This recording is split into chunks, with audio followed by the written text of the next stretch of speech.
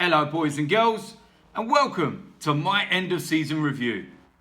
So the season is finally over, 55 games down. It's been emotional.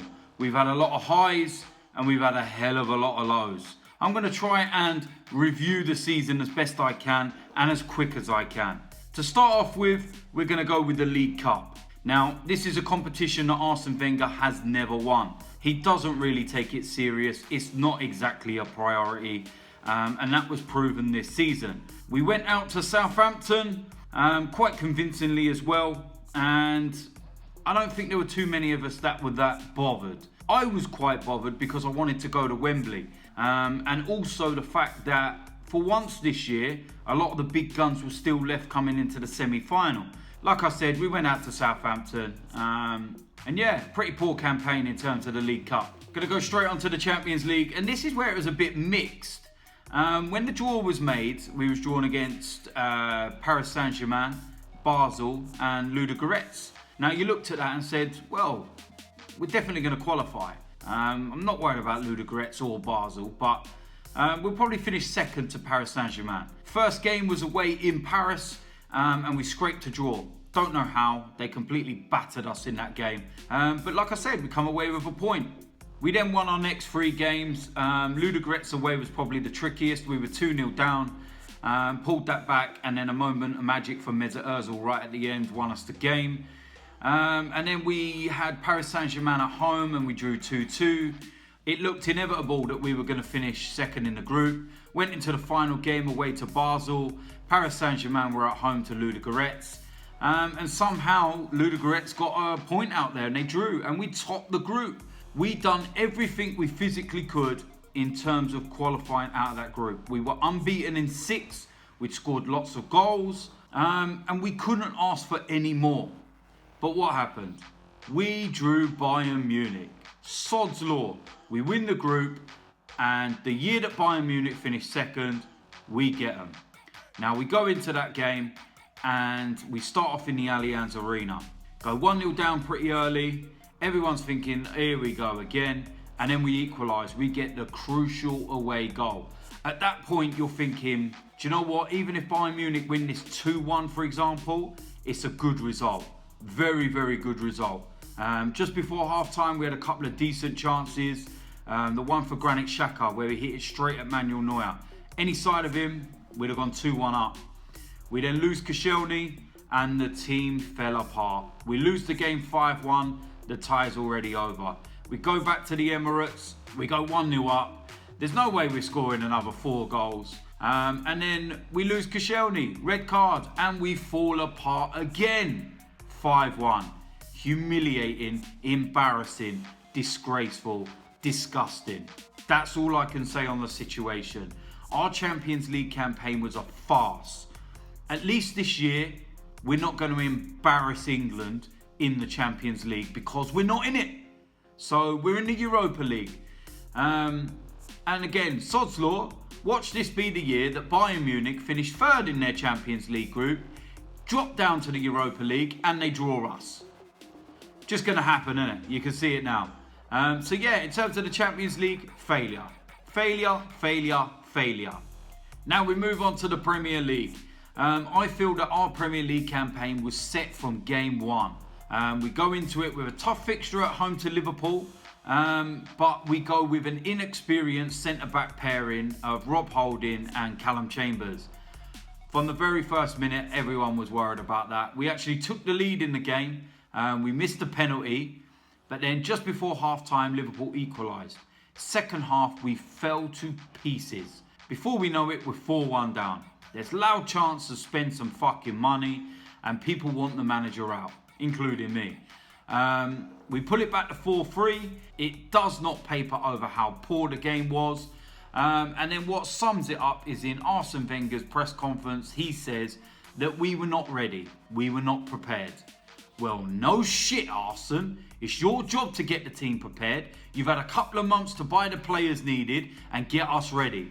But you didn't. So, technically, that defeat cost us the Champions League place. We then went on a really, really good run in the Premiership. I believe we was unbeaten in about 20 games. A lot of people were getting carried away. A lot of people were getting overexcited. A lot of people were talking about the title.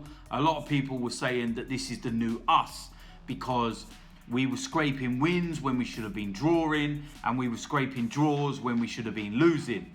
Man United's a prime example. We was poor, we scraped to draw. Burnley, we was poor, we scraped to win. So I can understand why people were thinking that. But all along, I kept telling everyone, relax, calm down, tough test still to come.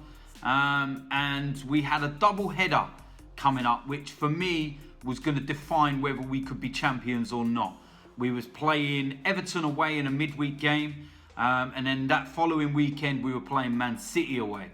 I said if we could pick up 4 points out of 6 in that, i.e. beat Everton and draw at Man City, then I would start to believe. Then I would start to think that the mentality of the team has changed. After that week, we'd lost both. And I knew from that moment that it was the same old shit. The same old rubbish. And I was proven right. We then went into a horrible period. And we was just dropping points left, right and centre. The Watford home game stands out for me. We got battered in the first half by Watford. No exaggeration, they could have been 4 or 5-0 up. And that's when you start to say, something's not right here. We concede 3 goals away to Bournemouth. Yes, we pulled it back to 3-3, but why the fuck are we 3-0 down in the first place? We're conceding 3 goals away at West Brom. We're conceding 3 goals away at Crystal Palace. It was a shambles. It was a complete and utter farce. Lost 9 games in the Premier League. That, for a club the size of Arsenal, is scandalous. Absolutely disgusting. It was a disgrace. Yes, we pulled it round near the end. And we went on a very good, decent run. Arsene Wenger changed the formation. I felt that he had no choice to change the formation. I think the pressure, I think the fact that his job was genuinely on the line then, made him have to do something different. As far as I'm concerned, the Premier League campaign was a failure. It was a farce. It was disgraceful. And again, it was disgusting. We finished 5th. Europa League, here we come. Yay! Now, we go on to the FA Cup. Something that we can actually celebrate and something that we can be happy about. Now, I know the thing is with cup competitions, it's 6 games. And you need a bit of luck along the way with the draws. And anyone can win the cup. So for as lucky as we were in the initial 4 ties in the FA Cup, we couldn't have had a harder semi-final or final. We started off the campaign away to Preston. We actually went 1-0 down, but we turned it around and won the game quite convincingly. And then we were very lucky at the fact that we drew Southampton away, a notoriously bogey side for us, but they were in the midst of a huge fixture pile-up. They were in the League Cup final, and they literally changed the whole entire 11. None of their big players played, and it was the perfect time to play them, and we absolutely battered them 5-0. And then we get 2 games back-to-back, the fairy tales of the FA Cup. Sutton United away and Lincoln City at home. 2 absolute gimmies, let's be honest. And before we know it, we're in the semi-final at Wembley. And then we got Man City. I wasn't expecting anything in that game. I couldn't see us producing. We was just, coming out of that really awful period. And I felt that Man City would have too much. But we were excellent on the day. Match City, man for man. Went a goal down. And we had the character to turn it around and win the game 2-1 in extra time. So really, really good performance. And then we go to the final last week. Chelsea, the champions. Again, I wasn't expecting anything. I didn't think we would win. But we turned up to a man, 1-11. We were superb. And we bossed Chelsea. We bullied Chelsea. And we fully deserved the victory. 2-1 actually flatters them. It could have been a lot more. The tie should have been over at half time. And it was a nice way to end what has been a traumatic season. But again, it doesn't paper over the cracks. It doesn't cover up how poor the actual season's been. And yes, it's nice to win the trophy, but you are judged over the course of 38 games. It's all well and good playing well for 1 or 2 games against the likes of Man City and Chelsea, but over 38 games you've got to do it. Chelsea did it, we didn't, and it's something we've got to address next season. It's something that we need to rectify. We haven't challenged for a title since the Invincibles, and that's what we want to see as Arsenal fans. If we push right up into the last weeks of the season and we don't win the title by the odd point, yes, we'll be disappointed, but we will see progression. We'll see that we're actually challenging, we're doing the right things, but we're finishing over double points behind the champions. We're falling away come January, February, March. It's not good enough, and that's what's got to change. I feel that now Arsene has signed his new contract, we can start to move on. Next step for me is Alexis and Mesut Ozil. What's happening? Are they staying? Are they going? Are they going to sign new contracts? If they're not, are we going to say, you know what, you're still playing, you've got a year left on them, we're going to risk running them down so that you can leave on a free? So there's a hell of a lot to sort out behind the scenes. Is Usmanov going to come back in with a second offer to Kroenke? Like I said, there's a hell of a lot that needs to be sorted out behind the scenes.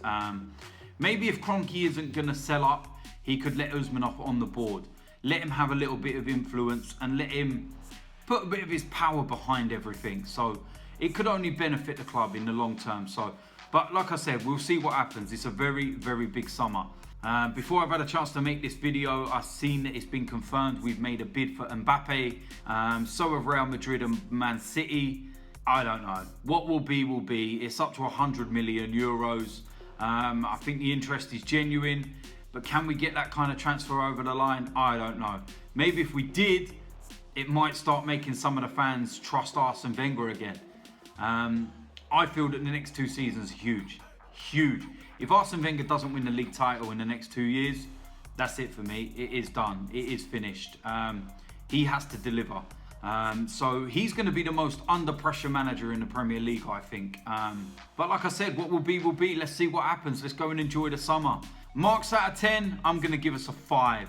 Overall, like I said, the season has been a disappointment. The FA Cup does not paper over the cracks. It just merely puts a smile on the faces of fans for what has been a really, really tough and traumatic season. So there we go. Now, on my previous preview, the one at Wembley, just before we were playing Chelsea, I was telling all of you that follow me on my BetBall app that I'm going to give away £250. All you've got to do is follow me. It really is that simple, and I picked a winner.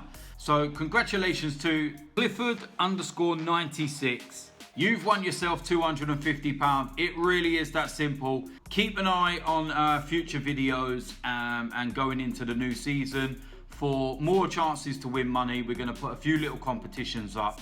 To everyone that has followed me on the BetBall app, if you haven't been one of my lucky winners, then you never know. Come next season, you may be one of the names that gets called out. So there we have it. That's my season review. It's been a long, long season. I'd like to thank everyone that has been here all the way through. I'd like to thank all my subscribers. Nearly 90,000 now. Not far from that 100,000 mark. Hopefully I can get that before the start of the season.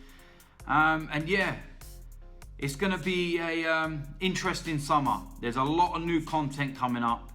And a lot of pre-season games that you can catch me at. So it's been emotional, Gooners. I'll see you lot next season. I'm out of here.